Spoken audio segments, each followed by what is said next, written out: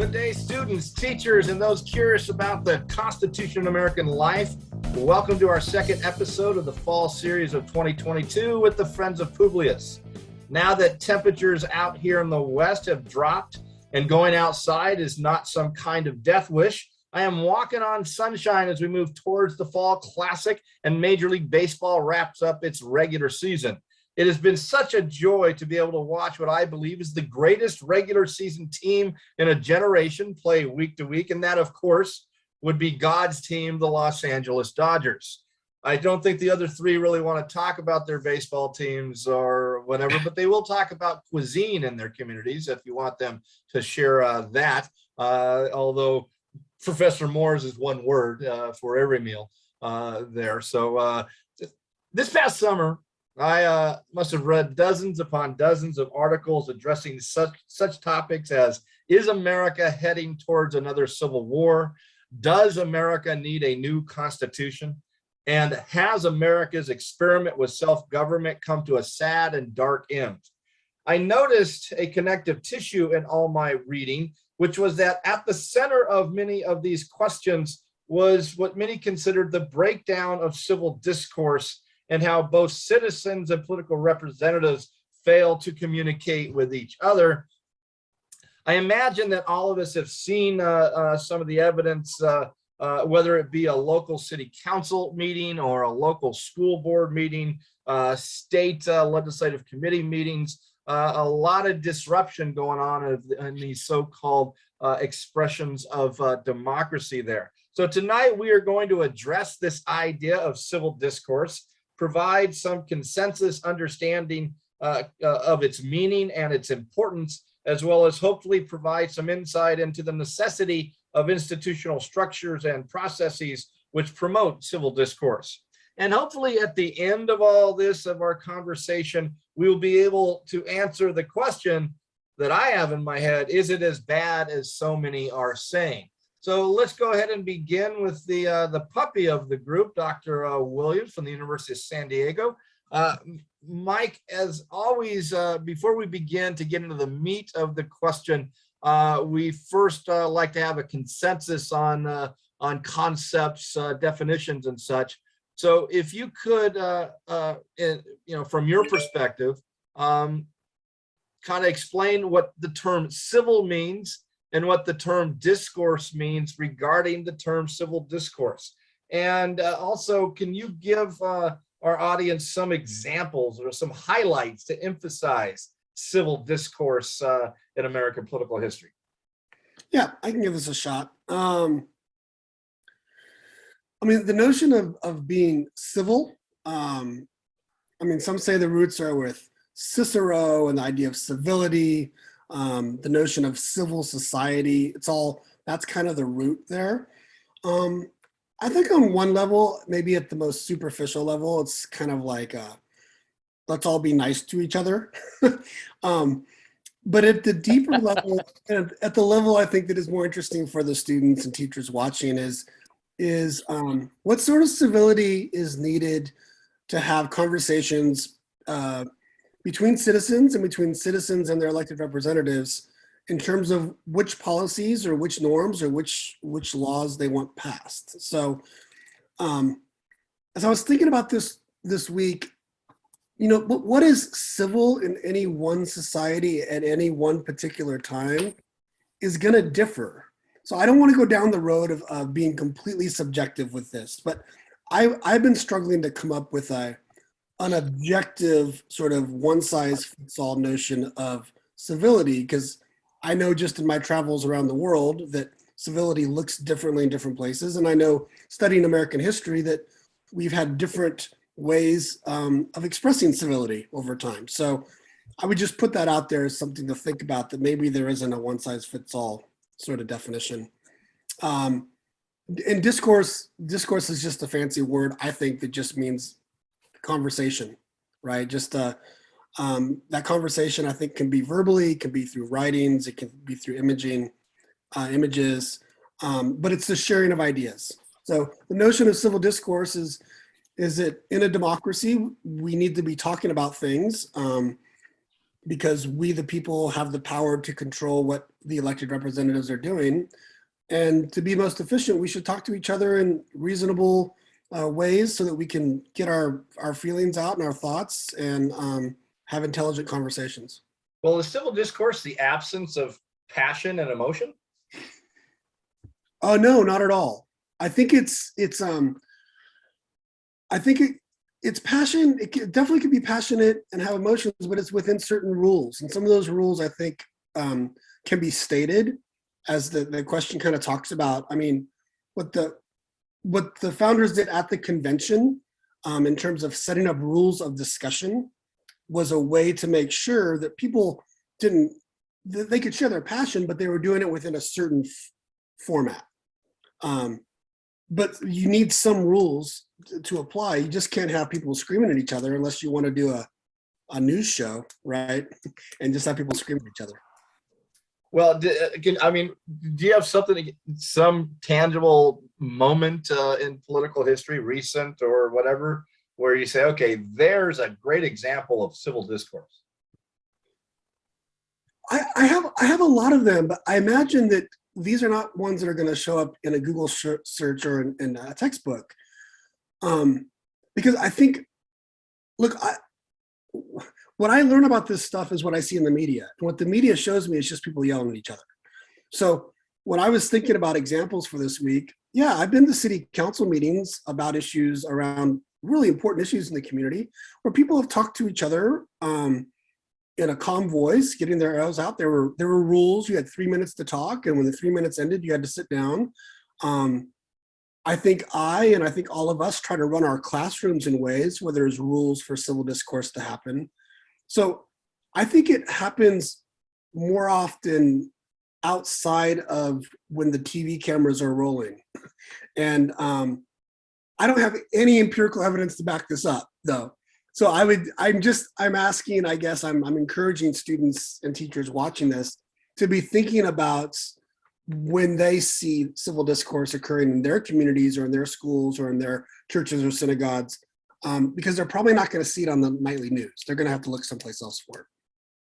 So, Chris, that begs the question, because the overall question that the students and teachers have to deal with seems to me that it's implying, that we have a problem in our current political culture with civil discourse. Given your understanding of American history, do you accept that premise that today we are kind of in a really bad situation when it comes to political interaction and civil discourse relative to the past? Well, I think of, Mike mentioned Cicero, and in a book that we've used a couple times on our episodes, we'll put a link to it, is Greeks and Romans. Beware, Greeks and Romans buried gifts. There's a great story about Cicero. Might have told the first "your mom" joke in the history of the world. It was in the Roman Senate. One of his challengers, and if I'm going to get this story correct, was kind of ribbing on Cicero's dad, right? Is saying some things about Cicero's father that were probably we would not consider civil. And Cicero, who was, as we know, had an acid tongue, gets up to give his rebuttal and said, "I could comment about your father, but unfortunately, your mother has made it very difficult to tell." And it's like, whoa, that might be the first "your mom" joke in the history of the world. So, are we in a time period now? Yes, we are in a time period now, but it's not different than other time periods in history, whether it be our history or other nations' history. We have periods of time where passions are more inflamed. The norms have been stretched.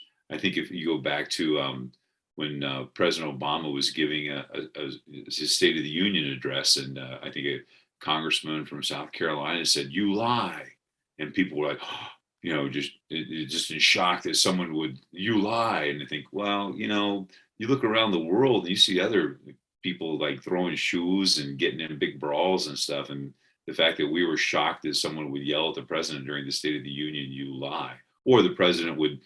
I think President Obama had also questioned a Supreme Court opinion with members of the court sitting right in front of him. So are we in a time period now that is uncivil? Yes. But is it different than our past? No. I would direct folks to a fantastic book by Professor Joanne Freeman from Yale University. It's been out for a number of years now. It's called The Field of Blood. And she's examining what was going on in Congress in the lead up to the Civil War. That was uncivil. Many of the students that are watching this will hear the story of Preston Brooks and Sumner, where a senator from Massachusetts almost is beat to death in his chair, and members of the Congress are carrying, knives and pocket pistols with them. So that's a little bit different than right now. Professor Moore, are you on board with Mr. Kavanaugh that what we're seeing today is really not that much different than what we've seen periodically throughout American history? I tend to agree. I think for me, there's kind of an irony in all this that the country was founded in this window of time called the Enlightenment, when reason and rationality and discourse were at a premium. There was an assumption of there was a normative value belief in a certain kind of speaking was valued and preferred. Now the irony to me is those normative expectations tend to be elitist. And I'm going to suggest that a problem like America, that has some commitment in part or in whole to this small d democracy that assumes some sort of equality of people, all God's children got a place in the choir. Well, there's going to be some ugly words. There's going to be some ugly styles. There's going to be a little less than the noble elite discourse. So I get it. I don't think that the founding was particularly civil either. So I tend to agree with Chris, and I would actually like to interject a slight modification of the words. I think it might be important to think about civic discourse and trying to define that rather than civil discourse. Because to me, when I hear the word civil discourse, there's all kinds of normative value judgments that go into civil. Are you, like to Mike's point, are we being nice to each other? Well, the civitas, the public sphere, the public place has all kinds of speech and rhetoric and all kinds of rattle and hum, and some of it's not Enlightenment rationalism type discourse. So civil discourse, I think, might be worth considering rather than a civic discourse. Where is the civic? Where is the public place? I say it's all over, and some of it can be ugly. And in our history, it has been, to Chris's point. So, yeah, and I kind of just want to, I want to ask the question first of you, Professor Moore, and then I want to make a reference to a site that I found. So, in fact, I went to this site called the Stanford Deliberative Democracy Lab there, which I found fascinating. And they seem, as I was reading, to imply that, one, we are a deliberative democracy. But that deliberative democracy goes hand in hand with civil discourse. So I think maybe helping the kids, because I don't know if you remember, I think it was back in 2002, there was a national finals question on deliberative democracy. And we had one of the co-founders of the Center and the We the People program, Margaret Branson, as a judge. And my kids just got shredded to pieces by Dr. Branson on their understanding of deliberative democracy. So first of all, can you kind of explain what deliberative democracy is, and is civil discourse in fact a major component of deliberative democracy?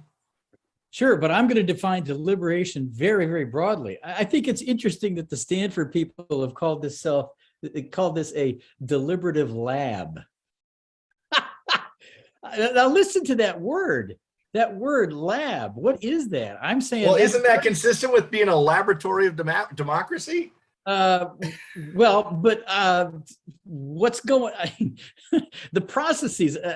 All I'm saying is Enlightenment rationalism carries with it all kinds of assumptions about what's good deliberation and what's bad. And if it's not scientific, or if it's not reasoned or rational, therefore it's excluded from deliberation. I'm saying in our culture today, deliberation has to be and has been broadened to include bar fights and hollering across the bar at the Lincoln Tap about our governor's policies. That's a form of deliberation. It might not be pretty and rational based that all the Enlightenment, like Voltaire, would prefer, but it is deliberation.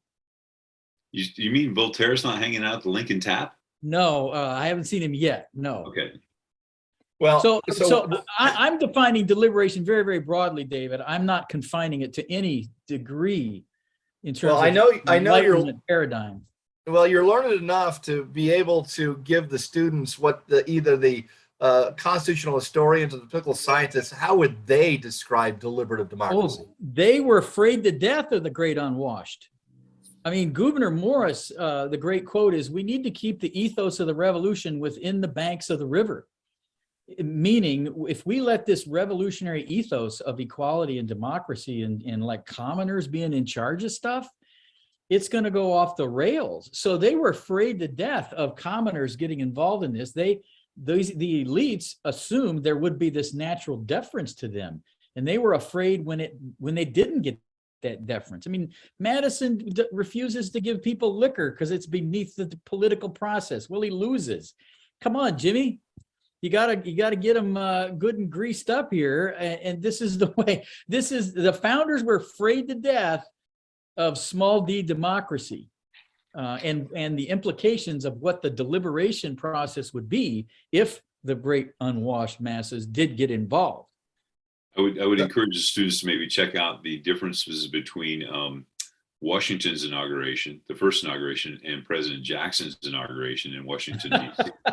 Washington's inauguration in New York, really described by Tim there in a second ago, in terms of like the elite, choirs on barges and people in their finery, and then Andrew Jackson in the White House, and he's getting trashed by a drunken mob. So, yeah. Well, Mike, go ahead. Just one more point about ratification too bears this out. During ratification, there was a lot of folks that described two kinds of deliberation. The ones that occurred formally in the ratification conventions, the debates and the speeches and the newspapers that had these formalized essays. And then there was this description to describe what they called them the out of doors deliberations. What that meant was farmers yelling at each other across the fence, people in bars, people talking and hollering at each other on the sidewalks. So there's this dynamic, even in the ratification, that it's not just all the elites talking in these formalized conventions. There's the out of doors debates and dissensions and deliberations that are occurring. And those are not formal at all. Well, for the purely academic definition of deliberative democracy, are you saying that it's inherent in the structure and rules that were set up, at the Philadelphia Convention that would kind of govern, all right, the governing process within the institutions? Is that kind of what you're saying? Absolutely. I mean, think about the fact that they had to face Washington. If they were going to say anything to anybody else, they had to talk to Washington. You had to direct your comments to the chair. Right. Now, what that is, that's a high degree of deference to the man. They didn't look at the person they were debating, because that's that's a little too passionate, I guess, to use a modern phrase. So even the fact that they had to wait till everybody spoke before they could speak again, they had to address the chair. There's a built-in mechanism of deference there, I think, in that rule at the convention. Mike, I think you had some thoughts. Yeah, I have quite a few. Let me narrow it down. That was all really good. I guess what I'm trying to think through is I would define deliberative democracy a little differently. I see that term as when I talk to students about the different forms democracy can take, right? And there's like liberal representative democracy. There might be electoral democracy where people just vote and then majorities trample on rights. There's this thing called direct democracy, which we look back to the Greek polis. To me, deliberative democracy is not, it's a way to practice direct democracy, is the way I see it. It's this power of the people talking through issues and coming to a resolution themselves. So I haven't dealt with the Stanford group on this, but we've done this at USD a few times. We've had deliberative democracy stuff. I don't know if we call them labs, but I agree it's kind of a funny term. But the notion was we're teaching students how to do this skill. Like our students don't know what active listening means, right? Like so many of us were already thinking about what we want to say rather than listening to what the person just said. So the idea of the lab, I think, is kind of like, let's go in and like practice this together in this safe environment. Yeah. It is kind of weird though. Because all that, I agree with you that there needs to be all this type of speech, and some of it is going to be small d democratic, some of it's going to be yelling, it might come out in a bar fight. And it reminds me of question time in Parliament. And for all the benefits that question time is in Parliament, I don't see that as deliberative. I see that as something else. That's a letting off of steam. I think the deliberation happens after that explosion of emotions and that throwing of anger around. Like, I think there's a reason why we think of the Senate historically as the deliberative body. And the House has meant to be more where the small d Democrats live and they can go and yell things at each other, right? I mean, just historically, it may not pan out that way over time, but that's like the origin of those, one of the distinctions between those two houses. So it's the cup and the saucer. Yeah. So I don't know. I'm quibbling over how you're defining things a little bit. But your broader point about you need all this different types of discourse, I think is really well taken. Well, is it mandatory? I mean, does civil discourse, go hand in hand with the deliberative democracy? You cannot have a deliberative democracy without some guidelines or whatever of civil discourse. Is that how I understand it? Whoever wants to jump on that. Well, I would say, I guess I'm emphasizing the front end where all the noise occurs. I mean, eventually some policymakers got to come to some policy, right? And I guess we'd like to believe that they're rationally deliberating. But I guess on the front end, I'm willing to suggest there's all kinds of messy inputs called deliberation. Is it formalized? No. So maybe my emphasis is on the front end. And maybe your question, David, is more like, in the end, what is the end result after all this rattle and hum? Well, here's, I guess, I struggled for days with this question. One, it's Unit 6, and I've always struggled a little bit with the, squishiness of Unit 6 to begin with. I just don't get the importance of spending time on this concept of civil discourse, because you seem to be giving me a very itself, Tim, squishy notion of it. Yet here kids are expected to do a lot of research and development, and I just, I'm not getting my hands around it. Okay, so why is this notion of civil discourse so important for one of the leading civic education programs to have kids focus attention on? I don't get why it's important. Well, I would suspect there is certainly a lot of hand wringing going on right now, how rude we are. And so I suspect maybe the folks that constructed the question are concerned about our rudeness. Although there's a great book on this, our Unruly and Rude Founding Fathers. It's a great book.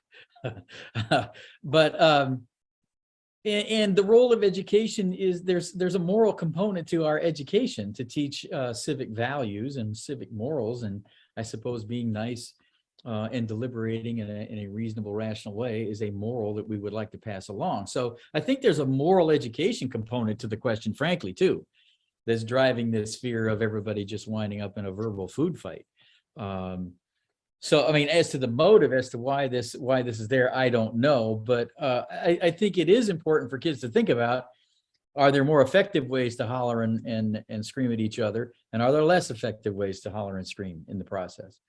Chris, you were going to jump in there. Yeah, I think part of the issue is sometimes, and I'm not trying to, for the people watching this, I'm definitely not trying to rip on the center, but sometimes that it's like we want to teach about something that maybe never really truly happened.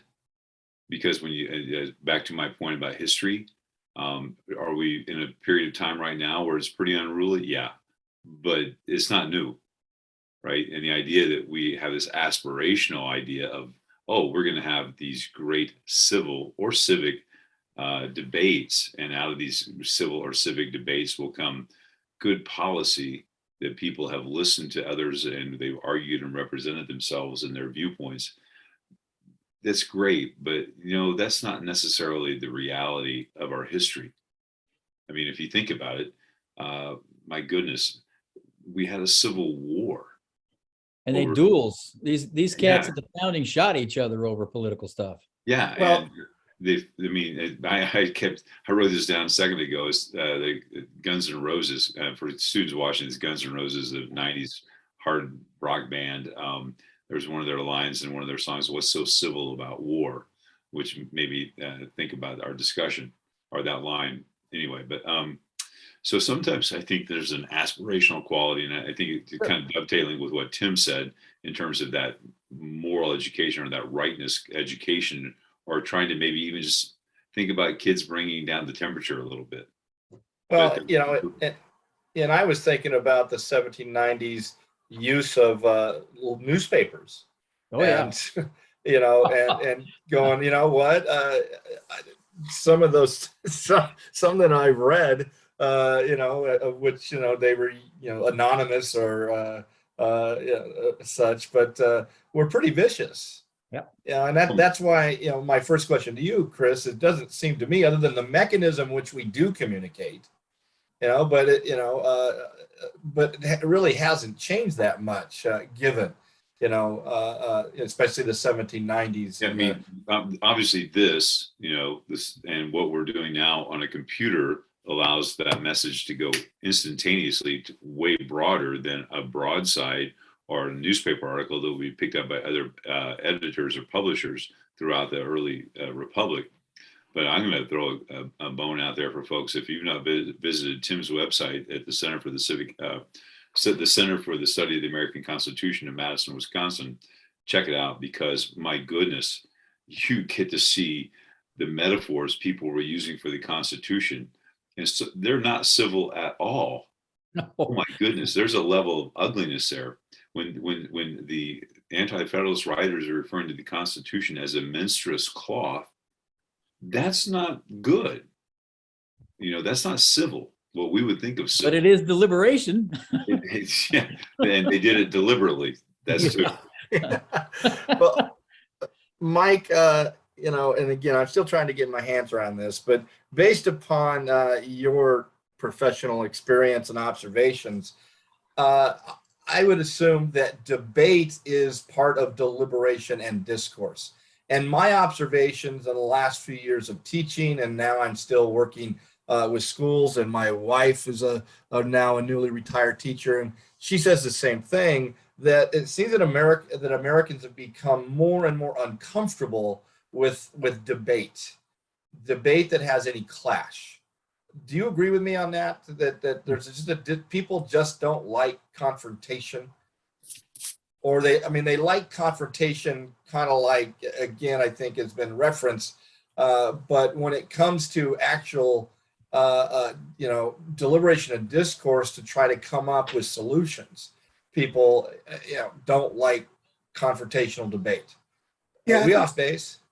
No, I think I do agree. Again, I don't have I can't hold up a book or an article to say this is what verifies what I think I would agree with what you're saying anecdotally. But I think what this is getting at is, well, this is what I think happens. I think at least for the last 20 or so years, as social media has become more and more part of our lives, that we're in these echo chambers where we spend all of our time listening or watching or liking everyone that agrees with us. And when we come out of that echo chamber and confront a real human being who has a different idea, maybe we are seeing a little more explosion or a little less sort of ability to talk through it. And maybe that's a product of just us being on our devices. Maybe that's just a hypothesis. But it does also lead me to think about something that I was thinking about when you were talking before, that to me, it's coming down to trust, right? And I mean, is trust the consequence of civil discourse, or is trust what drives civil discourse? Because it seems to me like we do have data, right? We have data from Gallup the last 50 years. Americans are way less trusting of each other and of government over the last 50 years. I don't have that. I would love to have this data from 120 years ago when we were just as polarized maybe, and just as income equality was just as wide. That data doesn't exist, but it makes me think about if there's some hand wringing going on, it's that we realize we're not trusting each other, and maybe there's a way to think about civil discourse as the magic bullet that would somehow fix it. But I don't know if you can have a civil discourse with a human being that you don't trust that they have something to share with you that you will appreciate, right? If I see Tim as the other and as the devil and the person with the bad ideas because I know who he voted for, there's not going to be any trust. There's not going to be any civil discourse. So I'm not sure which comes first there. Well, I'm curious. I mean, Putnam, I think that's part of Putnam's whole argument originally, that this lack of trust, as you referenced, Mike, is there's this lack of glue between us.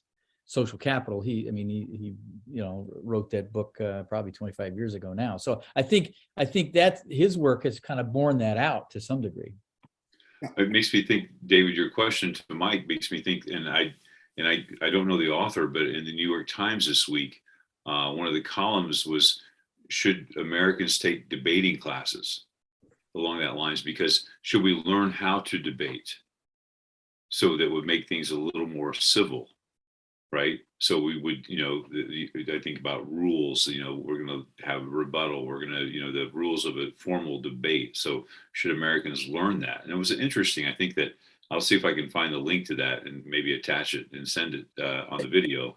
When I started teaching, Chris, it was a requirement in our district. Yeah. Every sophomore student had to take a semester. I think Michael confirmed this. Every sophomore student within their English program had to take either a quarter or a semester of speech and kind of a speech and debate element. It was considered such an important skill for communication there. And we dropped that, heck, by maybe the turn of the century. And the second thing with what Mike had just said made me think of, one of my students used this term, and Mike said echo chambers, and he used the term stovepipe mentality.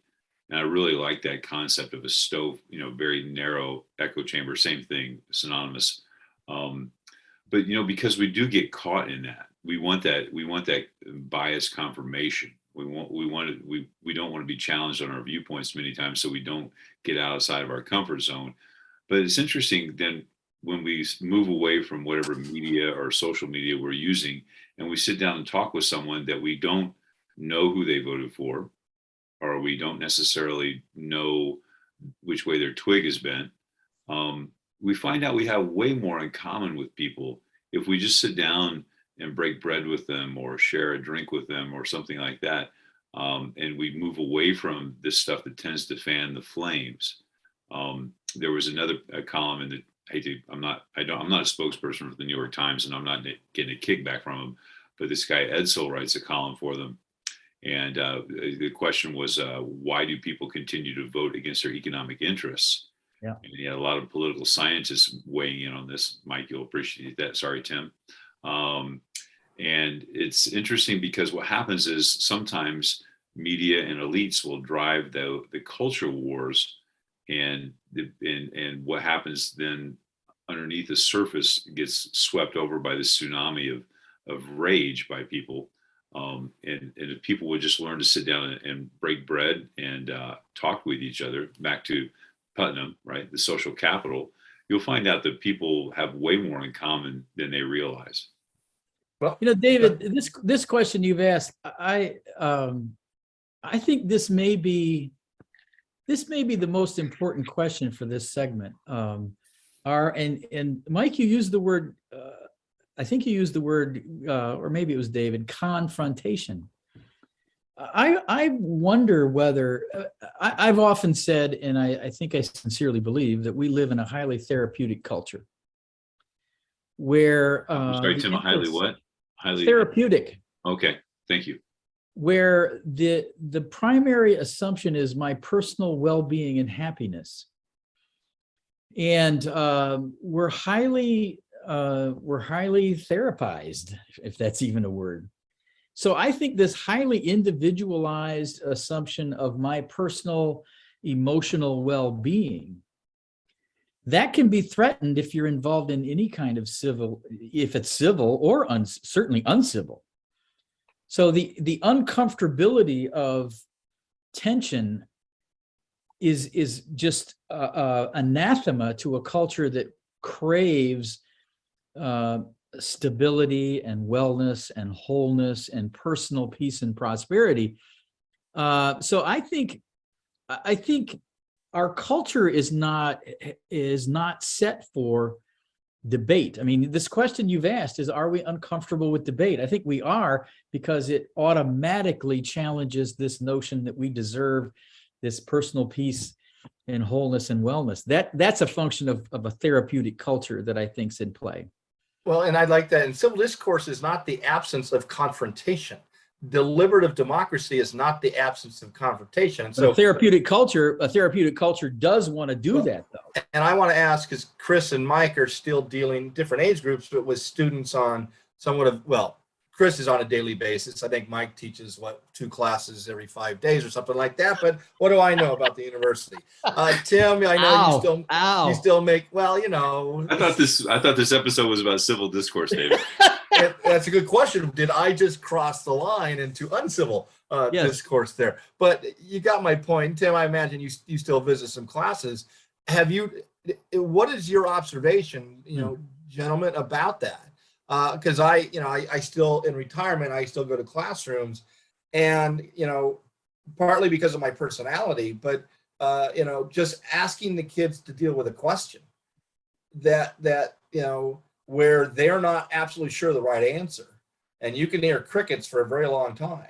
Yeah. And more importantly, when they give you an answer, and my style was pseudo-Socratic, that every answer was followed up by a question to get them to clarify and total discomfort with that. Is that your experience, or is that just mine because I'm a blowhard? Mike? Chris, Mike? What's your observation about students in the last 5-10 years? Yeah, no, I think that's definitely the case. It's hard for me to think through whether that's just something about an 18 to 24-year-old in my class, or if there's something else going on. Because I've always had students, some who wanted to engage and some who don't. I think there is, though, in academia, definitely at USD, but we're not alone. It gets to Tim's point where it's very explicit that if we are going to begin to talk about a topic that could be uncomfortable, that we give fair warning and we give permission perhaps for students to excuse themselves if it triggers something in them. And we're not mandated to do that, but there's a culture at the university where that, in terms of a rule of civil discourse now, that is one that's kind of like informal and out there. That's new. That's been new the last 5-10 years, that it's been this expectation. So I'll leave it there. Chris? I think it depends on which, because I teach freshmen as well as juniors. and obviously it's amazing, and the students are watching this will know, if you imagine what you were like as a freshman compared to where you are now, maybe in a senior government class, seems a world away, I'm sure. But for my juniors in APUSH, it's like when we talk about difficult topics, which we need to, because American history is difficult. I do try and establish some ground rules that we can challenge each other on difficult viewpoints, but we're going to avoid ad hominem attacks. You're ugly and your mother dresses you funny is not acceptable. But we need to establish these rules or ground rules for kids so they feel comfortable in sharing a viewpoint that may be controversial, that may push people's envelopes. As a teacher, and I'm sure the teachers watching this probably love it when their kids walk out of the room, and you guys are all teachers. You loved it when the kids walked out of the room still engaged with each other over the topic that you brought up and been debating and deliberating over in your classroom. But you have to, I think as teachers, we have to teach our kids how to do that in a constructive manner and not a destructive manner. Yeah, well, one of the things I was thinking about when, trying to prepare for this question is one of my favorite, weekly or so things is to watch the British Parliament. This was mentioned beforehand, and to watch, the Prime Minister question day. And I was thinking, to me, there is the ultimate expression of both deliberative democracy, all right, and discourse, and I'm sure there are points in which they get to the line or cross the line. Usually it's in a witty way, and I'm chuckling there. And then you watch our Congress and Senate, and you kind of go, "What happened?" We end up looking far more aristocratic and stuffy than the British do. All right. How do you explain that, Chris, Tim? Crossing the ocean, we lost our cojones. I'll jump first. And Mike's description a few minutes ago, I thought was really good because I had never considered it this way. The question time, which is so much fun to watch, is a great way for people to blow off steam. It's a release valve, and when you allow that release valve, and people are able to engage in a way that makes us kind of cringe, that clears the air, and then you can move forward with policy discussions. And maybe we need to do that more so we can move forward with policy. We don't do it. I think you guys would agree with me. Our members of Congress and Senate, they don't do that at all. Well, they're now cherry picking what media groups they will deal with. They do it through their media of choice. You're absolutely right, David. They do it. Well, I also read recently that the number of town hall meetings that are really open town hall meetings is for people to come in have diminished greatly. There's special events by either invitation only kind of thing, because our members of Congress and the Senate do not want to be questioned. And like I said, then you watch the British and you kind of go, I think we lost something in translation. Tim, you were going to say. No, it is a great paradox. I have no insight as to why we wind up looking stuffy and they don't in Speaker Tuesday, but I don't know what happened there, but it is hilarious, the irony there. Well, it could be part of the construction itself, and the fact that the Prime Minister was one of them. It could be. And even though we have government, right? We have senators that have been elected president. Right. No, you're no longer part of the group. I don't know. I don't know. And Mike, I think it goes back to Mike's point about trust, because to me, it would be ideal if our presidents were required, once a month to go in front of a room. And in fact, there's a brief period in which there were press conferences in which presidents were really pushed, and because it's a real clarifying moment for the citizen there. But now, if a journalist or a member of the news media, gives a candidate, a president, even a senator with a tough question, the response by a lot of the audience is to be angry at the media personality or the journalist, and to question their integrity and their motives there. Mike, I think I saw you wanted to say something on this, or? Yeah, I've been thinking a lot about, as we're talking about the directionality of the civil discourse, and I just wanted to share this. We could be talking about civil discourse between citizens, right? At a coffee shop or a bar or wherever, right? And we could be talking about civil discourse between elected leaders in public or in private, right? And then we could think about citizens to their elected representatives.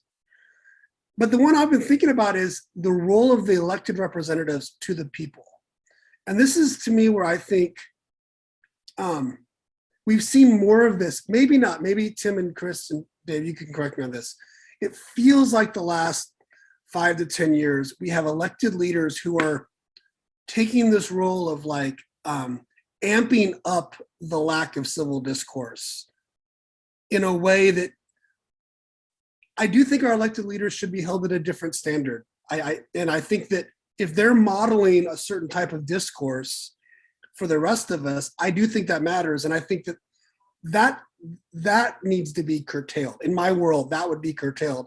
If you're in that, you do that behind closed doors, but I don't think you should get up in front of people and encourage them to engage in uncivil behavior or discourse. I don't think that's responsible. And it feels like there's a lot of that's been going on the last 10 years or so. Part of the frustration is, because we've heard this term, hopefully students have heard this term, is throwing that red meat to the base, right? You are fanning those flames. Listening to you, Mike, made me think of Senator McCain, as we remember when he was running against then Senator Obama, and an older woman had taken the microphone at a town hall that Senator McCain was having, and was saying some things about Senator Obama at the time, questioning his, where he was born, is he Islamic and whatnot. And McCain, you guys remember this? McCain took the microphone back and said, no. Senator Obama is an American citizen. He is a loyal American citizen. He and I disagree on some policy, but this is, and I don't know that we would have somebody today, Mike, to your point, that would absolutely do that, right? That would tell people, because this, here's Senator McCain. He's trying to win the election just like Senator Obama was at that time. And he's willing to tell people during this event that no, don't go there. And I don't know that we have people today that will say, don't go there. We're not going to do that. Well, not in that party, because Senator McCain wouldn't even be allowed to caucus with that party any longer. Sorry, that was an editorial comment. And kind of on this topic, the most recent event that seems to have caused a little bit of hoopla was the address by President Biden, in which he identified an element of the opposing party as semi-fascist. And so I was curious what you guys think. Is that outside the boundary of civil discourse, that address he made and the use of that language? Because I'm trying to get some gauge here of what qualifies and does not qualify there. And of course, there were First of all, abandon all expectation of a standard, David. Okay. I don't think it is. I don't think that's out of bounds, to use the other famous F word, fascist. Because I do think elements of the far right are, because fascism at root is a cultural theory. It is a cultural theory that has political implications. And so as I look at the far right, I do think that there are elements that are very culturally compatible with fascism. So I don't see it as out of bound. Let the discussion begin about what fascism is. Frankly, that's what I wish would happen, rather than I wish he would have gone on to say, and because of these things, I deem these to be. I thought he did so. That could be civil discourse in explaining the meaning of that word, and then let people think about that. So Chris, I think it's fair, but I think he could have gone further to explain the meaning of that.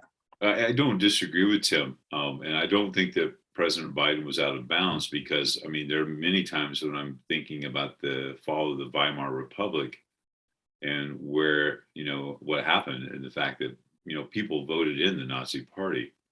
And I think there may be, for some of the far right elements within the American system today, there are absolutely similarities, striking similarities. But this goes back to Mike's comment that people are so entrenched in their echo chambers, or stovepipe mentalities, that they don't want to hear that.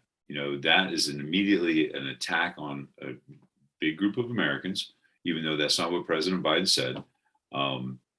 So we become so hard and fast in our positions that we're so many times, not always, but many times unwilling to listen to criticisms of our positions. But I don't think that was out of bounds because,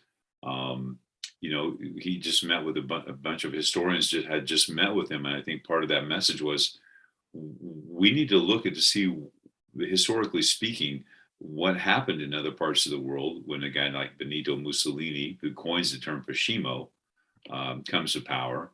And people talk about, I'm the only one that can fix it. I can make the trains run on time. And then we go further with things. I think that's what a leader should do. So, but I tend to agree with Tim. I mean, the way it came out, I think Chris used the phrase "throw in red meat." The way it came out, it seemed like he was like, "Okay, you want to call me names? I can call you a name too." Now, whether that is civil or not civil, the students watching this, teachers can decide. But I think Tim's point about would there be a more civil, deliberative way to deliver that message, to kind of for 30 seconds play teacher for a second, and to be like, these are the two things we know about fascism, A and B, and these are the two things I see in the Republican Party doing, and that worries me. Now, I know, and that's why I'm not going to ever be a campaign strategist or be involved in politics, but I do think that Tim's message there was a way to deliver the message in a way that could have been a little better. Well, my initial response, first of all, I thought he did, and maybe it wasn't clear. I thought he did some buildup. I thought he talked about certain characteristics that are being exhibited by this group within the Republican Party. He didn't say all Republicans, he said this group. I thought he did a little bit of that, but that could have been lost in a lot of ways there. What I thought, what first came to mind is I always thought fascism was like pregnancy. It's kind of a binary situation. Either you are or are not. And I don't know what a semi-fascist is. Either you're a fascist or you're not. And so, that was my, of course, lower denominational mind working there. So I want to close with you, Mr. Moore, and hope that the other FOPs here join in. Obviously, we've all been involved in civic education for a very long time. And good civic education, according to Dr. Margaret Branson, was made up of the teaching and learning of three components: civic skills, civic knowledge, and civic dispositions. I'm curious how you guys, especially, and to me, civil discourse falls under dispositions to a great degree and skills, not necessarily knowledge. And my reading is most civic educators emphasize a lot of the knowledge component, but not so good on the dispositions and skills. What do you think there, Professor Moore? Well, I think you're probably right that dispositions, I mean, there's a very normative, value laden meaning to the word dispositions. I mean, going back to the very beginning of our discussion, be nice. Well, that's a normative expectation. Be nice. Well, I'm mad. I may not be nice. I may know all the branches. I can quote you Article 1, Section 8. I can quote you Supreme Court case after, so knowledge. I mean, that's in many ways, that's the easy, but I don't think we've done very well at that either, frankly. If more people, years ago, they knew who the mayor of Springfield, Illinois was in The Simpsons rather than the three branches of government. So I'm not sure we're doing stellar on the knowledge stuff either. The skills, I think our previous discussions about the ability to disagree agreeably and debate, I don't know that we're evidently curricularly we've given up on that, or at least a piece of that. But I think the dispositions is hard in the environment in which we live, to all these points that Chris has made about the echo chambers and the stovepipes and confirmation bias. We don't, the disposition, I think maybe it came up earlier. Is it a front end thing or is it a result of? I think Mike was raising the issue of trust. Do we go into a proposition with trust, or does trust occur after we've been in the process a while? And I think the more isolated we are, I think we're removing the opportunities to develop some dispositional affinities for each other when we remove ourselves and isolate ourselves. Chris? I think of dispositions as, and a colleague of mine back in Indiana, a long time, we the people teacher, very successful we the people teacher. We want to educate students, and I would agree with Tim. By the way, that's Mayor Quimby, if you're wondering, for anybody. Just throw that out there. Thank you. Yeah. But I can name all the liberties in the First Amendment too, so I'm okay. So dispositions being, okay, we've given you knowledge, we've given you access as teachers. Now, how are you going to use it, right? As you go out into society, no matter what you're going to do, right? In society, you're going to be a citizen. How are you going to use these dispositions? How are you going to act? And I had to look up a quote because I want to get it right. I have it in a poster in my classroom, and it's from Franklin Roosevelt. Democracy cannot succeed unless those who express their choice are prepared to choose wisely. The real safeguard of democracy, therefore, is education. And I would agree with Tim that we have maybe fallen down in that regard, even though the people that are on this panel right now have not dedicated their lives, but they've spent a big part of their lives in doing that with young people, that to try and educate them so when they go out into the world, they can make good decisions about how the country should be run. And part of those good decisions are the ability to listen to people. We should listen, not so we can respond. So often we listen so we can respond. We should listen just sometimes without responding. And I think we need to do a better job of doing that. Yeah. I remember the First Amendment School project was an interesting experiment in this idea of a school being deliberative and actually having kids think about, and I think ultimately dispositions in how a school would operate. So I thought that experiment, I think it was back in the 90s, maybe they're still around, I don't know, but the First Amendment schools, I think, were trying to get at some of this. Professor Williams? Yeah, I agree with what Tim and Chris just said. I would just add that in addition to being what Chris called us a therapy culture, we're also— That was Tim. That was Tim. Therapeutic. Therapeutic culture. Because I have my therapy peacock over here, so I don't call me. I'm triggered. I'm gonna go find my safe space. You guys finish up. Sorry, Mike. I would add that we are also a very individualized culture. And it seems to me like the notion of disposition is like how you're orienting yourself, right? And we've lost this notion of, I think a lot of us have lost this notion that we're engaged in this society and it's just not for my own benefit. It's for the benefit of my grandchildren, who I may or may not meet, and my great-grandchildren. And it's for the benefit of the person who lives 2 doors down, even though I haven't met that person. This idea of civic virtue, this idea of thinking beyond oneself, I think that's a disposition that is lacking. And I think the knowledge and skills take you so far, but without that disposition, right, it's just going to be self-serving, and we're going to find ourselves in these same conversations 20 years from now. That's a good point. Yes. Well, I think that brings us to the end of this session, and I must congratulate my colleagues. We went for an hour or so without any Cicero your mama jokes there. So I guess we lived up to the standard, of which I still don't understand what the heck civil discourse is, but and Mr. Moore lets me know you really can't have a standard of civil discourse. But hopefully we've given you some insights there. I just think of, and I know that it's a Hollywood version, but the John Adams series, the John Adams miniseries there, and the debate over the Declaration of Independence, that scene. And I can't remember the delegate. Is it John Dickinson? From Pennsylvania, Dickinson. Where he goes after Dickinson and pretty much calls him a coward in front of everybody. Yep. Because of his refusal to support independence and stuff at that time. And, I thought, okay, is that civil discourse? Does that cross the line? there. And so something to think about, students and teachers.